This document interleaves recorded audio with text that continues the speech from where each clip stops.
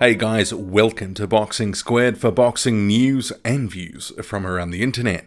Lineal champion Tyson Fury and WBC champion Deontay Wilder appear set to attempt to upstage their main rival, unified champion Anthony Joshua, in his fight week. So I'll get to what Tyson Fury is saying, but first, context is key. So a month ago, Fury and Wilder, they met face-to-face in Belfast to confirm they would be fighting each other at the end of 2018. There's a knocking you the fuck out bomb. With fight details to be announced that following week. Well, so said the Gypsy Kings promoter Frank Warren. But days turned into a week. That week passed, and that turned into speculation. And it ultimately led to denials that the fight was off or that there were any hold-ups. But still we waited. Frank Warren then earlier this month told IFL TV that a date mutually acceptable for broadcasters was being worked out and that Al Heyman and his people were working on the venue side of the equation. And Tyson Fury, he then hinted of big news to come. And now again, Fury has doled out another kernel of news. So saying on Instagram, this is now the biggest fight in boxing between the two best heavyweight champs who want to fight each other, should be announced this week coming. Really looking forward to being challenged by the best other than myself. This is a dare to be great move by both fighters. Tyson Fury's statement on social media. Okay, so there's a few things that I do want to get into from that statement. Fury, he's managed to pack in 3 pithy insults towards Anthony Joshua in a very short message, and all without saying his name, which is actually impressive in itself. He's claimed that he and Wilder are the best 2 heavyweights. He's looking forward to be challenged by the other best heavyweight other than himself, and it's also a dare to be great move, which is implying that Joshua didn't want to dare to be great. He didn't want to do that. He's played it safe. So certainly, depending on who you support and your view of the world, that's going to play a major role in how much validity and stock that you put into those comments. But again, with these very obvious Joshua-related comments, or should I say taunts, Fury is again using Joshua to help build this fight.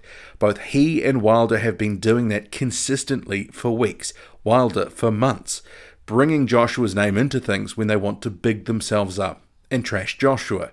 It's not an accident, it's a very deliberate tactic, and no doubt they're going to keep doing it until one of them wins. And then that guy will begin another relentless Joshua is scared campaign. It's pretty transparent stuff. And arguably, with Joshua having been in training camp recently for his fight with Alexander Povetkin, Wilder and Fury have been able to land a few body blows largely unopposed. Maybe it's drummed up a bit of casual interest in their fight, but overall, has it changed the minds of fans of the respective fighters? I mean, Joshua fans in particular? Probably not. But let me know if you think that Wilder and Fury have been winning the PR battle recently. Have they built a bit more buzz for themselves for their fight by trashing Anthony Joshua? The other key takeout from this Instagram message is the announcement should be coming this week. And we're going to get into this because the question is, will it come this week? It's a completely different matter. And you could argue that time boxing into another very specific period is again flirting with disaster because Fury and co. will again open themselves up to criticism if it doesn't happen this week, or at least if a part of it doesn't happen this week. But if it does, it will be a direct challenge to Anthony Joshua by trying to take some shine away from his fight week activities, which kick off on Wednesday UK time and run through to fight night on Saturday. Previously, Frank Warren has said when they were ready, they'd hold press conferences in the United Kingdom and also the United States. So that's what we should expect if something is to happen this week, because that's what's being telegraphed. But at least for the UK side of the coin, they will need to be very careful about when they hold the event, because competing directly against Joshua's fight week activities, it could backfire.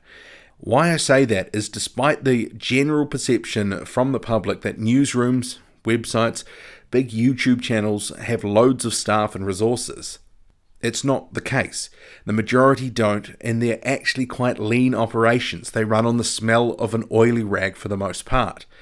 Joshua's fight week activities, they've been in diaries for weeks now, and news and social media outfits, etc., they would have planned accordingly. They already knew what they were going to do this week. So if a UK event was to be done this week for Fury and Wilder between Wednesday and Friday in close proximity, or during a Joshua Povetkin fight week event, there's no guarantee that it would actually get a full complement of the usual suspects just because of the logistics involved. They should know to get best bang for buck, they need to work around the events and allow plenty of travel time so that they can get the best turnout for their event. Ultimately, that's what they want. They want maximum exposure. So it begs the question, for me at least, even if they're trying to compete head-on with a fight week event, is it really going to take any shine away from Anthony Joshua? Possibly not.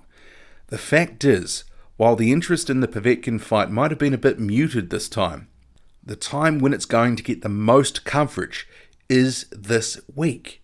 And the reality is, all forms of boxing media and mainstream media will cover both anyway in some shape or form, even if they can't make one or the other. It just means more news for them, and also more news for me included. There's certainly a case, I believe, that if an announcement is made this week, it's more symbolic than anything. A bit of a two-finger salute to Matchroom, Eddie Hearn and Anthony Joshua, because apart from that, I'm not really sure if it achieves the purpose that some think it will. You could actually certainly mount an argument to say, wouldn't the week after an Anthony Joshua fight be a better time, given that there will be clear air and less of a chance of being swamped by other goings-on in the media that the media is already committed to? It might actually work out that way, well, at least in part. Perhaps they will actually get the American leg of the announcement out of the way first this week and follow up later with the UK leg. That could happen next week. That would seem a sensible thing to do because the reality is there will be far less interest in Joshua in the United States this week than there will be in Anthony Joshua in the United Kingdom in fight week. It's a fact. So for all the bravado and bluster, some of the big talk from fans that Joshua will be overshadowed this week, they're going to play it smart. They're going to try and maximize the amount of airtime that they get instead of competing head-on and potentially getting less than they should, because that doesn't serve anyone any good. Before I go though, Tyson Fury, he's also appealed to the WBC for neutral judges. He said on social media, I want neutral judges in my @WBC boxing fight with @Bronze Bomber. As I hear they had Wilder ahead in the Ortiz fight before he got stopped. ! This is a massive heavyweight contest. Let's make it clean cut. I just want a fair crack. May the best man win. And that's me. #Gypsy King. And Fury is right. Wilder was inextricably ahead 85-84 at the time of the stoppage in the 10th round. Both Showtime and CBS Sports had it 86-83 in favour of Luis Ortiz. I had Ortiz ahead, and I'm not sure that I've seen many people try to argue that Wilder was outboxing Ortiz. He clearly wasn't. And Ortiz, for most people, picked up the early rounds, and then he took the 7th and the 8th, and then he was obviously ultimately stopped in the 10th. And also, just factor this in as well, against Gerald Washington 18 months ago, many also questioned how Deontay Wilder was up on one scorecard and level on two others, after seemingly being outboxed before stopping Washington. So I do get where Fury is coming from. Whether he gets what he wants though, completely different story. And you could also say that this call for neutral judges, it's an admission that he's not likely to knock Wilder out.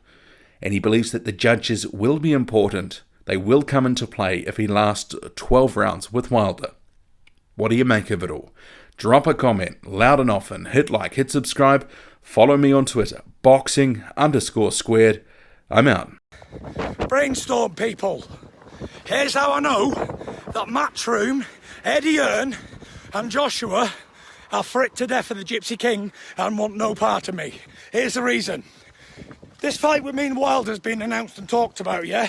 Contracts are being sorted, whatever. All the negotiation period, we have had no contact from Matchroom or Joshua or Eddie Hearn about making this fight. I told me and Joshua for April. So it just shows you that if they thought Wilder was going to beat me, why wouldn't they take this fight for April and they take the Gypsy King lineal champion scalp. Because they don't fancy it, that's why. They do not fancy it. You're looking at the Dom Perignon of heavyweight boxing, boys! Get used to it, because the Mac is back! They're complicit with the hype, the bluster, the bullshit.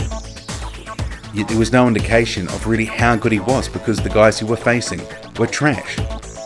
It's another stain on the WBA's reputation.